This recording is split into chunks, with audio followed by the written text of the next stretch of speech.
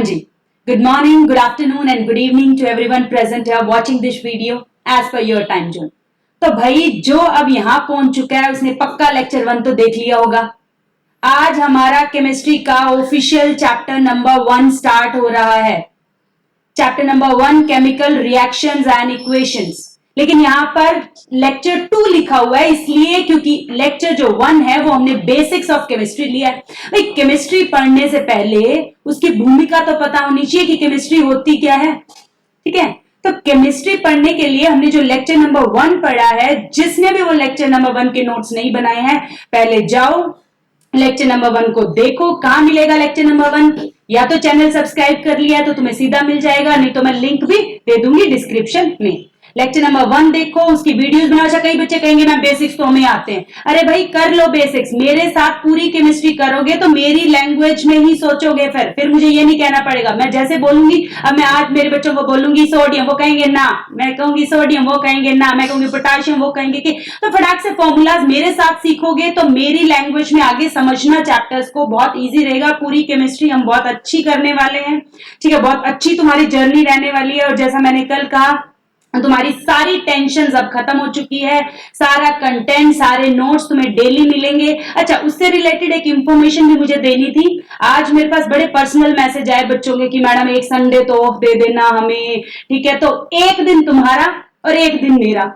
ठीक है, एक संडे नहीं, सैटरडे और संडे दोनों ऑफ दे रही हूं। ऑफ का मतलब ये ना छुट्टी है, रेस्ट करेंगे। रेस्ट नहीं करना, वो 5 दिन के जो नोट्स बनाएंगे उन नोट्स को रिवाइज करना है। क्योंकि मैं बार बार कहती हूं हमें ज्यादा बुक्स नहीं पढ़नी है, हमें एक ही चीज को बार बार पढ़ना है। क्योंकि जितने तुम्हारे कंसेप्ट्स बेसिक्स स्ट्रॉन्ग होंगे उतना ही ज्यादा आगे तुम्हें केमिस्ट्री में मजा आएगा पढ़ने में। जब मैं बोलूं कोई भी कैल्शियम ऑक्साइड, कैल्शियम सल्फेट, ठीक है, तो ये तुम्हें पता चलना चाहिए कि मैम क्या बोल रहे हैं, क्या बताने की कोशिश कर रहे हैं। तो इसके लिए रेगुलर रहना है, नोट्स बनाते रहना है, मोटिवेटेड रहना है और एनर्जी के साथ आना है। मेरी क्लास में बिना एनर्जी कोई नहीं आएगा। तो इन्फॉर्मेशन सबने नोट कर ली। मंडे से फ्राइडे को डेली वीडियो मिलेगी तुम्हें, 3 से 4 बजे के बीच में मिल जाएगी वीडियो। और सैटरडे और संडे में तुम्हें क्या मिलेगा उसका मैं छोटी सी एक वीडियो कल शाम 6 बजे बताऊंगी कि सैटरडे संडे में मैं तुम्हारे लिए क्या लाऊंगी। उसमें कोई भी ऐसा पढ़ने वढ़ने वाला नहीं होगा, उसमें टिप्स एंड ट्रिक्स होंगी, बच्चों के जो डाउट्स होंगे। क्योंकि देखो, जो भी वीडियो देखेगा बच्चा उसके नीचे कमेंट जरूर करेगा अपने डाउट्स। क्योंकि भाई मोदी जी परीक्षा पे चर्चा कर सकते हैं तो हम प्रॉब्लम्स पे चर्चा तो कर ही सकते हैं। और मैंने कल भी कहा था बातचीत बहुत जरूरी है, आपके और मेरे बीच में इंटरेक्शन होना बहुत जरूरी है। तो उसके लिए हम हमारा वीकेंड रखा करेंगे, सैटरडे संडे रखा करेंगे। जो भी तुम्हारे डाउट्स होंगे हम वीकेंड में उसको लिया करेंगे। ठीक है जी, तो क्या हम ऑफिशियली अपना स्टार्ट करें? तो चलिए जी, आज सब गई हैं, हम हमारा स्टार्ट करते हैं चैप्टर नंबर 1 एनर्जी के साथ। बिल्कुल हेडिंग डाल लेंगे, chemical reactions and equation. Heading डल गई भाई, chapter number 1 chemical reactions and equations. अब हमारे पास आती है केमिकल रिएक्शन होती क्या है मैडम। पहला सवाल ही जैसे मैंने हेडिंग बोली तुम्हारे, अच्छा सवाल दिमाग में साथ साथ बनने चाहिए। पढ़ने का सबसे अच्छा तरीका, जो भी पढ़ो उसके क्वेश्चंस अपने दिमाग में साथ साथ बनाओ कि अच्छा इसमें क्या बन सकता है, इसमें कैसे आ सकता है मैडम, और कैसे पूछ सकते हैं। ये पढ़ने का सबसे अच्छा तरीका है। अगर आपके पास कंटेंट सेव हो गया है तो आप क्वेश्चंस पुटअप करोगे, क्योंकि अगर क्वेश्चंस आपके पुटअप हो गए हैं तो आप उसके बाद आंसर राइटिंग प्रैक्टिस करोगे। ये सारे स्टेप्स मैं आपको टिप्स एंड ट्रिक्स में सिखाऊंगी। तो सबसे पहले हमारा केमिकल रिएक्शंस हो गया है। Chemical reactions are the processes in which new substance with new properties are form. अच्छा, यहाँ पे कुछ वो लगे हुए हैं क्योंकि मैंने ऑनलाइन एक और बच्चे की क्लास ली थी तो इसीलिए यहाँ पर टिक्स है। पहले कोई बात नहीं, तुम अपना कंटेंट लिख लेना। ये जो टिक्स होती है तुम्हें नहीं बनानी होती है। चलिए, तो यहाँ पर रिएक्टेंट्स। अच्छा, केमिकल रिएक्शन क्या होती है? जिसमें न्यू सब्सटेंस बन रहा है, कुछ बन रहा है, दो चीजों को मिलाएंगे और उसमें हमारे पास न्यू सब्सटेंस बनेगा। ठीक है, तो अब हमारे पास क्या है? Reactants and products. Chemical reaction में 2 चीजें होती है, एक हमारे पास होता है रिएक्टेंट और एक होता है प्रोडक्ट। तो सब्सटेंसेस जो टेक पार्ट लेते हैं केमिकल रिएक्शन में, जो केमिकल रिएक्शन में पार्टिसिपेट करते हैं उनको हम रिएक्टेंट्स कहते हैं। और जो सब्सटेंस नया बनता है उसको हम क्या कहते हैं? प्रोडक्ट कहते हैं। आम सी बात है, 7th क्लास के बच्चे को भी पता है और आज से तुम्हें भी पता है। जिसको केमिस्ट्री में कुछ भी नहीं आता है वो भी अब टेंशन फ्री हो जाओ। तो एक एग्जांपल दे लेते हैं मैम केमिकल रिएक्शन का। इस चैप्टर में सिर्फ केमिकल रिएक्शंस पढ़ेंगे, खूब केमिकल रिएक्शंस। इसीलिए तुम्हें बेसिक पहले करवा दिए थे फॉर्मूलाज, क्योंकि अब धड़ाधड़ फॉर्मूलाज चलेंगे। चलिए, तो हम सबसे पहले तुम्हारी एनसीईआरटी के पेज नंबर 1 का पहला ही एग्जांपल मैग्नीशियम रिबन लेंगे और उसको क्या करेंगे, हीट करेंगे। अच्छा, किसी भी चीज को बर्न करने का मतलब क्या होता है? बिल्कुल बेसिक सी चीज है। किसी भी चीज को बर्न करने का मतलब है उसको उसकी रिएक्शन ऑक्सीजन से कराना। ऑक्सीजन का फॉर्मूला O2, मैग्नीशियम का फॉर्मूला। अब देखो, जिसने लेक्चर नंबर 1 देखा वो मेरे साथ साथ सिंबल्स बोलेगा, मैग्नीशियम Mg, ऑक्सीजन O2, बस रिएक्शन करानी है। अच्छा, रिएक्शन लिखने का तरीका और सिखा देंगे आपको, ठीक है। रिएक्शन लिखने का तरीका भी सिखा देंगे, बीच में क्या प्लस लगता है, एरो लगता है, वो भी बहुत बेसिक है बट फिर भी बता दूंगी। तो हमने मैग्नीशियम रिबन ले लेना जी और उसको क्या करना है, हीट कर देना है।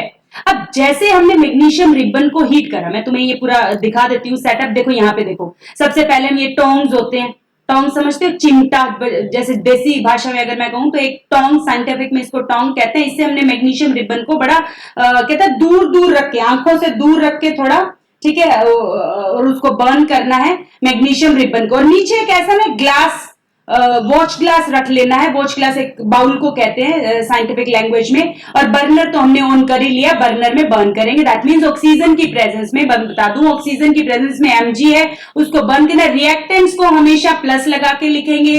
उसके बाद एरो लगाने का मतलब है, एरो लगाने का मतलब है कि इसके बाद तुम प्रोडक्ट लिखोगे। ये बेसिक बात है। रिएक्टेंट्स एक साइड आते हैं एरो के, और दूसरी साइड जो बनता है न्यू सब्सटेंस, जिसकी न्यू प्रॉपर्टीज होती है, वो बनेगा। ठीक है, तो यहाँ पे ये पूरा सेटअप समझ में आ गया। अच्छा, वॉच ग्लास में क्या आएगा वो हम अभी बता देते हैं। ठीक है, तो हमारे पास वॉच ग्लास में क्या आएगा, हमारे पास एक व्हाइट कलर का क्या बनेगा, पाउडर बनेगा। Mg plus O2 gives out MgO। कल भी कराया था formula magnesium oxide, remember that. कल फॉर्मूला करवाया था मैग्नीशियम ऑक्साइड, बना कहते था Mg सिंबल 2, ऑक्सीजन O, हमारे पास वैलेंसी 2, दोनों की वैलेंसी क्रॉस मल्टीप्लाई हुई थी, MgO। यहाँ पे वही सेम है, हमारे पास मैग्नीशियम लिया, हमने मैग्नीशियम लिया, उसको ऑक्सीजन के साथ रिएक्शन कराई, हीट करना। हीट करने का मतलब है ऑक्सीजन के साथ रिएक्शन। हमने यहाँ लिख भी दिया है, रिबन, रिबन फॉर्म में आता है जिसका सिल्वर व्हाइट कलर का मेटल होता है। ऑब्वियसली मैग्नीशियम एक मेटल है, उसको ऑक्सीजन के साथ बर्न करेंगे तो हमारे पास क्या बन जाएगा, प्रोडक्ट क्या बन जाएगा, क्या बन जाएगा प्रोडक्ट, मेरे साथ बोलेंगे मैग्नीशियम ऑक्साइड, जो क्या है व्हाइट कलर का। पेपर में सवाल क्या पूछते हैं, एक तो इसकी फ्लेम पे क्वेश्चन पूछते हैं। डेजलिंग जो फ्लेम आती है उस पे एमसीक्यू बनता है, केस स्टडी भी बन जाती है इस पे, कि कई बार तुम्हें पूरा सेटअप बना के दे देंगे कि मैग्नीशियम ऑक्साइड बना है, क्या पाउडर फॉर्म में है, उसको आगे मिक्स वगैरह कराते हैं, वो चैप्टर नंबर 3 में हम आगे दोबारा से करेंगे। अच्छा, पहला क्वेश्चन तुम्हारी एनसीईआरटी का है कि मैग्नीशियम रिबन को बर्न करने से पहले हम साफ करते हैं। कोई भी चीज स्टार्ट करने से पहले हम सफाई तो करते हैं ना भाई, ये तो रूल है, ठीक है, हिंदू धर्म का ही रूल है हमारे, ठीक है। तो why magnesium ribbon should be cleaned with sand paper, तुमसे पूछा जाएगा। क्लीन इसलिए करते हैं कि उस पर अगर कुछ जमा हो, जनरली हम साफ सफाई क्यों करते हैं कि अगर मिट्टी, धूल मिट्टी हो तो वो हट जाए। तो यहाँ पे भी जो मैग्नीशियम है वो हवा में, हवा तो प्रेजेंट है ना भाई, एयर है, एयर में ऑक्सीजन तो प्रेजेंट थी, जब वो रखा हुआ था तब भी तो थी, तो वो धीरे धीरे स्लाइटली बिना बर्निंग के भी रिएक्ट हो रहा होगा थोड़ा मोटा। तो वहां पर क्या बन रहा था, मैग्नीशियम ऑक्साइड की एक प्रोटेक्टिव लेयर बन जा रही थी, मैग्नीशियम ऑक्साइड की एक प्रोटेक्टिव लेयर बन जा रही थी उसकी सरफेस के ऊपर। किसकी सरफेस के ऊपर, मैग्नीशियम रिबन के सरफेस के ऊपर। इसलिए तुम्हें सबसे पहला सवाल पूछा जाएगा कि मैग्नीशियम रिबन को क्लीन क्यों करते हैं हीट करने से पहले, ताकि उसके ऊपर जो प्रोटेक्टिव लेयर बनी हुई थी, क्या बनी हुई थी, प्रोटेक्टिव लेयर बनी हुई थी, किसकी, मैग्नीशियम ऑक्साइड की, वो हम हटा दे, टू रिमूव दैट लेयर। अच्छा, हम नहीं रिमूव करें तो अच्छे से रिएक्शन नहीं होगी, सीधी सी बात है, ठीक है। साफ सफाई जरूरी है, नहीं तो जो हम चाह रहे हैं वो नहीं होगा। अब चलिए एक नोट, अब आप कहोगे मैडम ये डायग्राम कैसे बनाएंगे, नहीं बनाना है भाई, ये एनसीईआरटी में तुम्हारे गिवन है। ये मैं एनसीईआरटी के जो कंटेंट्स है ऑनलाइन पढ़ाने का यही फायदा है, कंटेंट्स तुम्हें अवेलेबल करा सकती हूँ, तुम्हें वो लिखना है जो कि तुम लिख सकते हो या डायग्राम में बस समझ सकते हो एनसीईआरटी। इसीलिए मैंने कहा 4 कलर के पेन, एक नोटबुक, तुम तुम्हारी एनर्जी और एनसीईआरटी लेकर बैठ जाना है। डेजलिंग व्हाइट, नोट क्या करेंगे, dazzling white flame given out is harmful और आइज। तुमसे पूछा जाएगा पहला सवाल कि मैग्नीशियम रिबन को क्लीन क्यों करते हैं। दूसरा पूछा जाएगा क्या प्रिकॉशंस लेने चाहिए, ठीक है, क्या प्रिकॉशंस लेने चाहिए, तो हमें उसको आईज से थोड़ा दूर रखना चाहिए, keeping away from the eyes. ऐसे नहीं बिल्कुल पास जाके बर्न कर रहे हैं, ठीक है। कुछ बच्चे साइंस लैब में मैं देखती हूँ बड़ा छेड़छाड़ी करते हैं वहां पर, तो ऐसा नहीं करना है। साइंस लैब में हमेशा अपने आप को जो प्रोटेक्ट करके रखना है और प्रिकॉशंस के साथ हमेशा हर रिएक्शन करनी होती है। तो अब हमने क्या पढ़ लिया, चैप्टर की शुरुआत कर ली, केमिकल रिएक्शन क्या होती है, रिएक्टेंट्स क्या होते हैं, प्रोडक्ट्स क्या होते हैं, एक बेसिक सी केमिकल रिएक्शन से हमने चैप्टर की शुरुआत कर ली। और अब हम चलते हैं करेक्टरिस्टिक्स। पता कैसे चलेगा मैडम, कोई भी रिएक्शन अगर होगी साइंस लैब में, अगर आप दो चीजों को मिक्स करोगे तो कैसे पता चलेगा कि उनकी मिक्स के बाद कुछ बना है या रिएक्शन हो गई है, मतलब हो सकता है स्टार्ट ही ना हुई हो। तो हमें कैसे पता चला कि हमारी रिएक्शन जो है हो रही है? तो हमें ऐसे पता चलेगा कि हमें 4-5 चीजों से पता चलेगा। या तो कोई गैस निकलेगी, एकदम से कोई गैस इवेपोरेट होगी वहां से, तो इवोल्यूशन ऑफ गैस पहली करेक्टरिस्टिक्स है। करेक्टरिस्टिक्स उसकी विशेषता, किसी भी चीज के बारे में पता करना तो उसकी विशेषता के बारे में पता करते हैं। तो सबसे पहले कोई गैस निकलेगी, दूसरा पीपीटी बनेगा। अब आप कहोगे मैम पीपीटी क्या होता है? पर्सिपिटेट को छोटी लैंग्वेज में हम पीपीटी कहते हैं। आज से तुम भी इसको सिर्फ पीपीटी बोलोगे, पावर पॉइंट प्रेजेंटेशन नहीं। पीपीटी मतलब पर्सिपिटेट, फॉर्मेशन ऑफ पर्सिपिटेट। अच्छा, पर्सिपिटेट होता है एक सॉलिड सा जो चीज है वो नीचे बैठ जाया करेगा, वो उसको हम कहते हैं पीपीटी। आगे वाली रिएक्शंस में एग्जांपल्स बताऊंगी। उसके बाद चेंज इन टेम्परेचर, बीकर को हाथ लगा के देखेंगे, ठंडा हुआ है गर्म हुआ है। अगर गर्म हुआ है तो कहेंगे टेम्परेचर बढ़ा है, रिएक्शन में ठंडा हुआ है तो हम कहेंगे टेम्परेचर कम हुआ है। इसकी भी अच्छे से इन सब की डिटेल पढ़ेंगे। अभी सब जो लिखाया जा रहा है लिख लो। चेंज इन स्टेट, स्टेट बदल सकती है, सॉलिड से लिक्विड जा सकता है, लिक्विड से गैस जा सकती है। Change in colour, change in colour, हमें एकदम से कुछ डालेंगे तो बड़े ही अच्छे अच्छे कलर हम आगे रिएक्शंस में देखेंगे, ऑब्जर्व होंगे। क्योंकि क्या यहां तक लिख लिया हमने? करेक्टरिस्टिक्स क्या क्या होंगी? पहली इवोल्यूशन ऑफ गैस, कोई गैस निकलेगी मेरा बच्चा। दूसरी कोई पर्सिपिटेट बनेगा। तीसरा टेम्परेचर में कम ज्यादा हो सकता है, या फिर उनकी स्टेट बदल सकती है, या फिर उनके कलर में कोई बदलाव आ सकता है। क्या यहां तक लिख लिया? फास्ट तो नहीं हो रहा है? फास्ट तो नहीं हो रहा है। अच्छा, वीडियो छोटी रखेंगे। कल बच्चों का आ गया था कि मैम 45 मिनट्स ले गए थे, अब आज 25-30 मिनट की रखेंगे। ठीक है, मुझे पता है तुमसे उतना नहीं हो पाता है और लिखना भी होता है। कुछ बच्चों का था कि हमें लिखना भी होता है। ठीक है, तो इवोल्यूशन ऑफ गैस, तुम्हारी सारी प्रॉब्लम सुनी जाएंगी, बस तुम कमेंट्स करते रहो, फीडबैक देते रहो। इवोल्यूशन ऑफ गैस आ जाते हैं भाई, इवोल्यूशन ऑफ गैस आ जाते हैं इवोल्यूशन ऑफ गैस। अब एग्जांपल के साथ पढ़ेंगे। अब जो हमने 4-5 चीजें पढ़ी उनका एक एक एग्जांपल देके तुम्हें समझाऊंगी कि गैस, तुम्हें पेपर में ऐसे ही क्वेश्चन पूछा जाएगा कि बताओ विद एन एग्जांपल कि रिएक्शन में कोई गैस इवॉल्व हो रही है। सबसे बेसिक है, लगभग हर तीसरी रिएक्शन में कोई गैस तो निकल ही रही होती है, क्योंकि वही हमें पता लगता है कि हाँ रिएक्शन हो रही है। ठीक है, तो reaction between zinc and dilute sulphuric acid, कोई भी हम मेटल ले लेंगे जिंक और उसकी हम सल्फ्यूरिक एसिड के साथ। अच्छा, आगे आगे तुम्हें जो ये रिएक्शंस है इवोल्यूशन ऑफ गैस वाली और ये सब याद करने की जरूरत नहीं पड़ेगी, क्योंकि आगे चैप्टर जब मेन रिएक्शन शुरू होंगी हमारी तब ये दोबारा से आएंगी फिर से। अब ये जो केमिकल रिएक्शंस की रिपीटेशन का सिलसिला ही चलता रहेगा, हर तीसरे दिन सेम रिएक्शन करा रही होंगी। केमिस्ट्री के फर्स्ट चैप्टर में 15 ही रिएक्शन है टोटल। अब मैं 15, अरे भाई 15 बहुत कम है। ठीक है, 15 बहुत कम है, तुम्हें बिल्कुल ऑथेंटिक प्रोवाइड करी जा रही है, इससे बाहर इससे परे कुछ नहीं आएगा। ठीक है, और वो 15 भी ना एक दूसरे से कनेक्टेड ही है, मतलब इतना कोई खास फर्क नहीं पड़ता। तो इवोल्यूशन ऑफ गैस में हम क्या लेंगे? कोई भी मेटल ले लेंगे, यहाँ पर हमने जिंक लिया है। कोई भी मेटल ले लेंगे, यहाँ पर हमने जिंक लिया है। कोई भी मेटल ले लेंगे, यहाँ पर हमने जिंक लिया है। उसकी रिएक्शन हमने H2SO4 के साथ करवा दी है, यहाँ पे ZnSO। अच्छा, आप कहोगे मैडम ये बना कैसे, आप ये रिएक्शंस बना कैसे रहे हो? तो सोचने वाली बात है। यहाँ पे मेटल है, उसके बाद यहाँ पे H2SO4 है। मैंने कल आयंस इसीलिए कराए थे, आयंस का जो बेसिक लेक्चर है नहीं देखा उसको रिएक्शन समझ में नहीं आएगी, इसलिए वो बेसिक देखो पहले। कई लोग कहते हैं बेसिक्स तो हमें आते हैं। ठीक है, तो जिनको लग रहा है कि हमें देखने की जरूरत है वो देखो पहले। अब यहाँ पे आयंस की बात करते हैं। यहाँ पे H+ था, कल हमने पढ़ा हाइड्रोजन। ठीक है, सल्फेट SO4 2 नेगेटिव, 2 इसके नीचे आ गई, तभी तो ये बना है। अब इसमें आयन में जब हम तोड़ते हैं तो इसका Zn, इसका Zn, इसका Zn, इसका Zn और ये SO4 मिलके यहाँ पर क्या बना रहे हैं? ZnSO4। क्या बना रहे हैं? ZnSO4। यहाँ पर क्या बना रहे हैं? ZnSO4 और प्लस में H2। तो यहाँ पर ये रिएक्शन क्या बता रही है कि यहाँ पे गैस इवॉल्व हो रही है। क्या ये एग्जांपल है इवोल्यूशन ऑफ गैस का? क्या ये एग्जांपल है इवोल्यूशन ऑफ गैस का? बिल्कुल है मैम, क्योंकि यहाँ पर Zn को हमने रिएक्शन कराया है सल्फ्यूरिक एसिड से, Zn की रिएक्शन कराई है सल्फ्यूरिक एसिड से और बन क्या रहा है? ZnSO4। कैसे पता चलेगा मैम? हम आयंस को तोड़ लेंगे और पॉजिटिव कैटायन को हमेशा एनायन के साथ, कल ही बताया था how to make formula. First part जो होता है वो एक कैटायन होता है और जो सेकंड पार्ट होता है वो एक एनायन होता है। तो अभी इस रिएक्शन में कैटायन ये है Zn+2, एनायन। अच्छा, अब आप कहोगे मैडम H2 भी तो था ही, H भी तो था ये, तो H तो पहले है ही ना इसके साथ, H2SO4 तो पहले हमें चेंज करना है ना, तो H2 को रिप्लेस कर देगा कौन, Zn। आप कहेगा मैम H2 क्यों निकली, H क्यों नहीं निकली, मैंने बताया था गैसेस जो होती हैं वो H2O2 N2 इसी फॉर्म में एग्जिस्ट करती है, और lots of heat is evolve in this particular reaction, lots of heat is evolve in this particular reaction. अब हमारे पास ऑब्जर्वेशन, अच्छा आपसे केमिस्ट्री में सबसे ज्यादा जो सवाल पूछा जाता है वो ऑब्जर्वेशंस का पूछा जाता है, आपसे पूछा जाएगा what you have observed in this reaction, तो आपने इस रिएक्शन में बबल्स, अच्छा गैस फॉर्म हुई है उसके हमें बबल्स फॉर्म नजर आएंगे, सॉल्यूशन में बबल्स बनते हैं उसके, और जब हम फ्लास्क को या बीकर को टच करेंगे तो हमें गर्म नजर आएगा। इन दोनों से हमने क्या कह दिया कि यहाँ पे गैस भी इवॉल्व हो रही है और यहाँ पे टेम्परेचर भी बढ़ रहा है।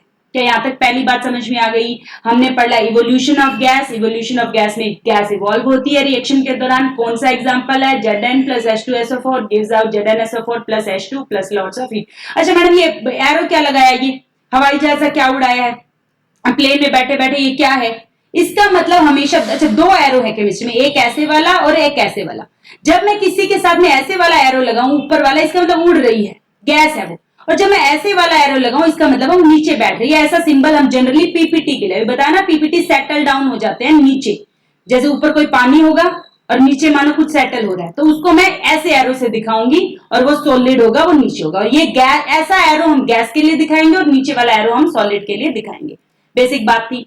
दूसरा चलते हैं फॉर्मेशन ऑफ पीपीटी, पहला क्या था इवोल्यूशन ऑफ गैस, दूसरा क्या फॉर्मेशन ऑफ पीपीटी। पीपीटी बन रहा है भाई, बताओ पीपीटी, तो सबसे पहले पढ़ते हैं। अब बच्चे ने पहले पूछा मैम पर्सिपिटेट क्या होता है, तो बता देते हैं अभी पर्सिपिटेट क्या होता है। पर्सिपिटेट इज सॉलिड प्रोडक्ट, क्या होता है जी, सॉलिड प्रोडक्ट जो कि इनसोल्यूबल होता है। पर्सिपिटेट खूब आएंगी, पर्सिपिटेशन रिएक्शंस तुम्हारे चैप्टर नंबर 1 में भर भर के आएंगी, तुम्हारे बोर्ड्स की फेवरेट हैं, तो इसीलिए बेसिक जो कराया जा रहा है पहले पढ़ लो मेन रिएक्शंस से पहले। अच्छा मैडम ये मेन नहीं है, अरे भाई वैसे तो सभी मेन है, पर जो बिल्कुल मस्ट है वो आगे आएंगी, अभी तो स्टार्टिंग हुई है चैप्टर की आज बेसिक्स के बाद। तो पर्सिपिटेट क्या होता है, एक सॉलिड प्रोडक्ट होता है मेरे बच्चा। पर्सिपिटेट क्या होता है, एक सॉलिड प्रोडक्ट होता है जो कि इनसोल्यूबल होता है, जो कि सेपरेट आउट हो जाता है उस सॉल्यूशन से ड्यूरिंग द रिएक्शन। क्या ये बात समझ में आ गई? पीपीटी क्या होता है, एक सॉलिड होता है जो सॉल्यूशन में मिक्स नहीं होता, नीचे बैठ जाता है। नहीं समझ में आ रहा मैम? जैसे कि मानो मैंने मिट्टी ली और पानी में घोलने की कोशिश करी, थोड़े टाइम बाद मिट्टी नीचे बैठ जाती है, तो वैसा ही कुछ रिएक्शन के दौरान वैसा कुछ बनेगा जो कि नीचे बैठ जाएगा, और जो नीचे बैठता है, जो सॉलिड प्रोडक्ट नीचे बैठता है जो कि इनसोल्यूबल होता है, उसी को ही साइंटिफिक लैंग्वेज में हम पर्सिपिटेट कहते हैं। आई थिंक मैंने बहुत आसान लैंग्वेज में बता दिया है। अब केमिकल रिएक्शन, इसका एग्जांपल, हर का एग्जांपल पढ़ेंगे। इवोल्यूशन ऑफ गैस का example, Zn plus H2SO4 gives out ZnSO4 plus H2। इसका एग्जांपल मैम रिएक्शन लेंगे हम लेड नाइट्रेट और पोटाशियम आयोडाइड की। अब जिसने लेक्चर नंबर 1 नहीं देखा उसको क्या समझ में आएगा, लेड नाइट्रेट पोटाशियम आयोडाइड कैसे लिखेंगे? कल सारे फॉर्मूलाज कराए थे, लेड नाइट्रेट बोले तो PbNO3 2। अच्छा ये एक्वस लिखने का क्या मतलब है मैम, ये आगे तुम्हें आने वाले लेक्चर्स में समझ में आ जाएगा। अभी जो जितना जो जैसे कराया जा रहा है, बिलीव करो मुझ पर, बिल्कुल सीक्वेंस से स्टेप बाय स्टेप लेकर चल रही हूं, तुम्हें कोई दिक्कत नहीं आने वाली है। तो पर्सिपिटेट में रिएक्शन, अच्छा अभी ये रिएक्शन याद नहीं हो दोबारा आएगी, मैंने कहा हर रिएक्शन तुम्हें दो बार ही कराई जाएगी, रट जाएगी एंड तक। मेरे साथ बस पढ़ते रहना है, लिखते रहना है और मेहनत करते रहना है, बिल्कुल एनर्जी के साथ, मेहनत नहीं छोड़नी है, ठीक है। Consistent hard work is the key to success, ठीक है। पहले कहते थे hard work is the key to success, आजकल कहते हैं कंसिस्टेंट हार्डवर्क या फिर स्मार्ट वर्क। अब स्मार्ट वर्क जब कहते हैं तो बच्चे इसको शॉर्ट वर्क मान लेते हैं कि मैम इसको भी कम कर दो, क्या इतना पढ़ ले तो इनफ होगा, वो सब नहीं चलेगा। कंसिस्टेंटली हार्डवर्क करते रहो। स्मार्ट वर्क का मतलब है कि अपने नोट्स बनाओ, अपना कंटेंट को बिल्कुल समराइज करो, तो पता होना चाहिए। स्मार्ट वर्क का मतलब है how to study, what to study, ठीक है। ये स्मार्ट वर्क का हिस्सा है, कैसे पढ़ना है, कहां से पढ़ना है, ये स्मार्ट वर्क है। जब तुम्हें कंटेंट बना बनाया मिल रहा है तो तुम अब सेकंड स्टेप पे जाओ, रिवीजन करो, ठीक है। तो हमारा पहला फॉर्मूला नहीं बताऊंगी कैसे बनाया, इसके लिए लेक्चर नंबर 1 देखोगे। लेड नाइट्रेट का फॉर्मूला कल बता चुकी थी, PbNO3 2। पोटाशियम आयोडाइड का फॉर्मूला कैसे बनता है कल बता चुकी थी। अब इनको चेंज कैसे करना है मैम, ये प्रोडक्ट्स कैसे बनते हैं, प्रोडक्ट्स बनने के लिए मैं पहले ही बता चुकी हूँ, आयंस की फॉर्म में सोचना है। अभी के लिए तुम सोचोगे, बाद में तुम्हें खुद ही समझ में आ जाएगा, बाद में तुम्हें खुद ही समझ में आ जाएगी। इसका जो पहला होता है ना कैटायन, वो इसके एनायन के पास जाता है, देखो मैंने बताया था फॉर्मूले में मेरे बच्चा, मैंने तुम्हें कल इसीलिए फॉर्मूला कराया था, ये कैटायन होता है, दूसरा वाला एनायन होता है।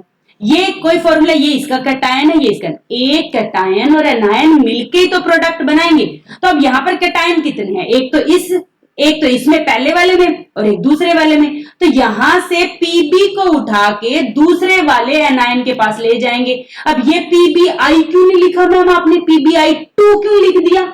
इसके लिए जाओ लेक्चर नंबर 1 में, क्योंकि पीबी का सिंबल पीबी लेड होता है और उसकी वैलेंसी 2 होती है और आई की वैलेंसी 1 होती है। वैलेंसी जिसको लानी है बहुत मुश्किल होने वाला है। लेक्चर नंबर 1 पहले कम से कम 2 बारी देखो और बिल्कुल जब पक्का हो जाए तब इस वीडियो में आना, नहीं तो फिर लगेगा कि ये क्या चल रहा है, तो अलग ही दुनिया चल रही है, एकदम से मुश्किल पे आ गए हम, इजी से। मुश्किल नहीं है, लेक्चर नंबर 1 जिसका जितना ज्यादा स्ट्रांग, उसको यहाँ की बातें उतनी ही ज्यादा स्ट्रांगली समझ में आएगी। तो PbI2 और प्लस में हमारे पास क्या बन गया, KNO3, इसका कैटायन इसके साथ, इसका एनायन इसके साथ। क्या बात समझ में आ गई? आगे बढ़े, बिल्कुल बढ़े। चेंज इन टेम्परेचर, बस 2 ही टॉपिक और है।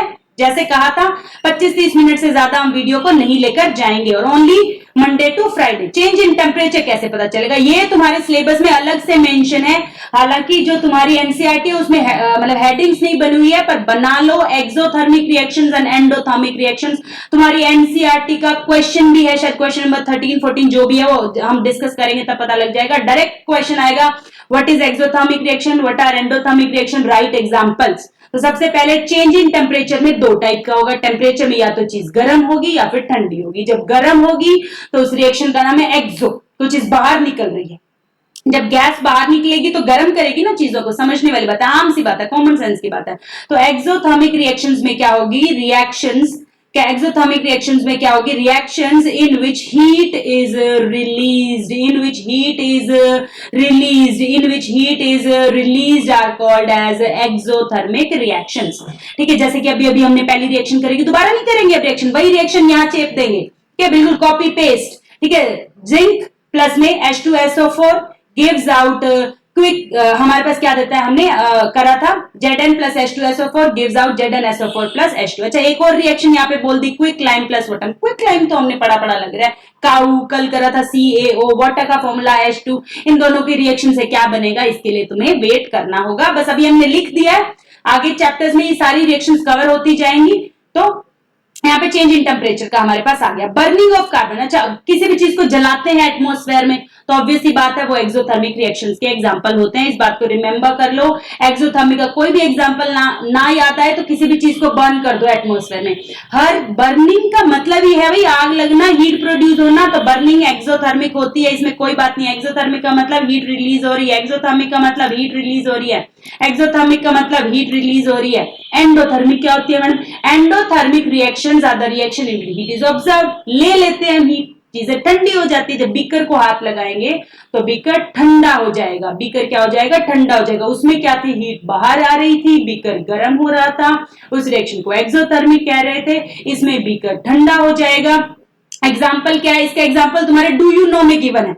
एनसीईआरटी की एक डॉट भी तुम्हें पढ़ाई जाएगी, ये मत सोचना कि मैडम कुछ भी छोड़ देंगे। एनसीईआरटी इतनी ज्यादा अच्छी बुक है, उसको जितनी बारी पढ़ो ना उतनी बारी और पढ़ने का मन करता है। मतलब पता नहीं तुम एनसीईआरटी के कितने से कहते हैं ना लवर हो, बट मैं एनसीईआरटी की बहुत ज्यादा मतलब वो हूँ, ठीक है, फैन हूं, ऐसे कह सकते हैं।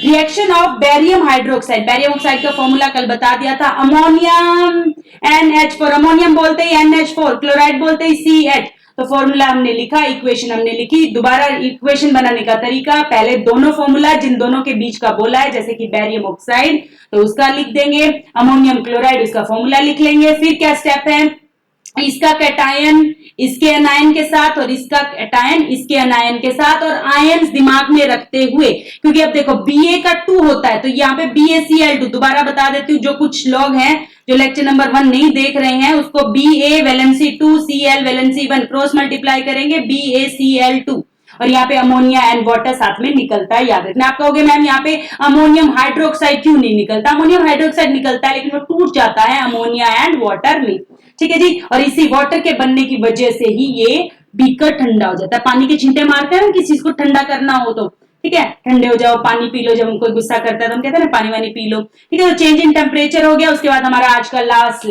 स्लाइड सुन के ना थोड़ा सा एक क्यों होता है, कि अरे बस, अरे भाई 25-30 मिनट तो एनर्जी से चलाया करो, अभी 30 मिनट से हुए हैं।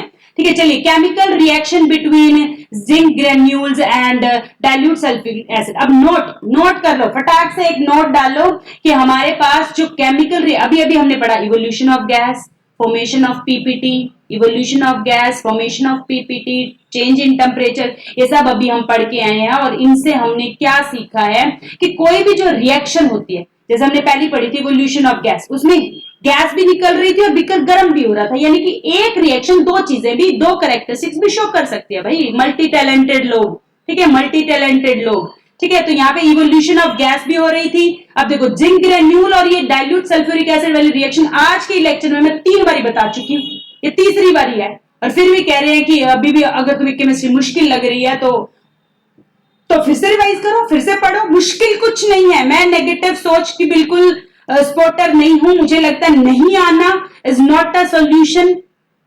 एक सबके माइंड का जो वो कैप्चरिंग पावर होती है वो अलग हो सकती है, किसी को एक बार में आता है, किसी को 2 बार में आता है, किसी को 3 बार में आता है। तो अगर तुम्हें लगता है कि तुम्हें पहली बार नहीं आया, तो इसका मतलब ये नहीं कि छोड़ दोगे, उसे दूसरी बारी करना है। ठीक है, लॉजिकली तुम्हें उसको दूसरी बारी करना है, फिर भी नहीं आया तो तीसरी बारी करना है। ठीक है, पैशन वही है, पढ़ने का राइट वे वही है, जब तक ना आए तब तक पढ़ना है। ठीक है, अगर पहली बारी में आ गया फिर तो बात ही खत्म है ना। इवोल्यूशन ऑफ गैस और चेंज इन टेम्परेचर दोनों दे रहा था। दूसरी हमने लेड नाइट्रेट वाली करी, लेड नाइट्रेट वाली करी, उसमें हमारे पास चेंज इन कलर भी आ रहा है, और फॉर्मेशन ऑफ पीपीटी भी आ रही है, फॉर्मेशन ऑफ पीपीटी भी आ रहा है, और हमारे पास चेंज इन कलर भी आ रहा है। कलर किस में जा रहा है, कलरलेस टू, हमारे पास कलर किस में जा रहा है, येलो कलर में जा रहा है, उसके बाद चेंज इन स्टेट की बात करें, लास्ट है आज का, चेंज इन स्टेट की बात करें। सम रिएक्शंस जो होती हैं उसमें हमारे पास कैरेक्टरिस्टिक्स में हमें पता है कि चेंज हो रहा है, जैसे कि वैक्स है, बर्निंग वैक्स है, बर्न करते हैं तो उसमें हमारे पास कोई लिक्विड या गैस निकलती है, तो उसको हम क्या कह सकते हैं, चेंज इन स्टेट के बारे में हम उसको बात कर सकते हैं। तो आज हमने क्या पढ़ा, एक बार दोबारा से देख लो। हमने केमिकल रिएक्शंस के बारे में बात करी, केमिकल रिएक्शंस के बाद में बात करी, पीपीटी बना ली, चेंज इन स्टेट बना लिया, चेंज इन कलर बना लिया। ठीक है, चेंज इन कलर कहां बनाया मैडम, एक बार दोबारा बता दो मैम। ठीक है, कुछ बच्चे कह रहे हैं एक बार दोबारा बता दो मैम, क्योंकि थोड़ा मुश्किल समझ में आती है। तो यहाँ पर देखो, यही दोनों थी, इसलिए मैंने अलग से चेंज इन कलर की दोबारा नहीं बताई है, पीपीटी वाली ही चेंज इन रिएक्शन की है, वहां पर दोबारा बताने की जरूरत नहीं है। ठीक है, दोबारा बताने की जरूरत नहीं है। PbNO3 प्लस Ki, यहाँ पर येलो पीपीटी बन रहा है। अगर तुम्हें लग रहा है कि ये लेड नाइट्रेट वाली नहीं आई, ये हम दोबारा से भी ये रिएक्शंस करेंगे, जितनी भी रिएक्शंस आज हमने करी है, सारी रिएक्शंस एक बारी फिर से जब मेन रिएक्शन स्टार्ट होगी तब दोबारा से करी जाएगी। इन बेसिक बातों को, एक रिएक्शन के लिए बेसिक क्या नीड होती है उनको समझ लो, पढ़ लो, और वही नोट्स बनाते रहो। ठीक है, जुड़ते रहो, शेयर करते रहो। ठीक है, और अपने आप को बिल्कुल ऐसे परफेक्ट बना लो कि मुझे केमिस्ट्री आती है। एक तो माइंडसेट इंप्रूव कर लो, Monday to Friday mindset set कर लो कि हमें आना है और डेली पढ़ना है। ठीक है, अगर हमें डाउट्स आ रहे हैं तो उसके लिए हम सैटरडे और संडे को भी मिलेंगे, तुम्हारी हर प्रॉब्लम को सुना जाएगा, उसके सॉल्यूशंस भी होंगे। थोड़ा सा अब एक बार फीडबैक देना स्टार्ट करो। मैं भी अभी कहते हैं मैनेज कर रही हूँ सब कुछ। ठीक है, तो इसी के साथ हम लेक्चर को हमारा ऑफ करते हैं। Thank you, keep learning, keep growing and लगे रहो, पढ़ते रहो, keep smiling, keep enjoying your life.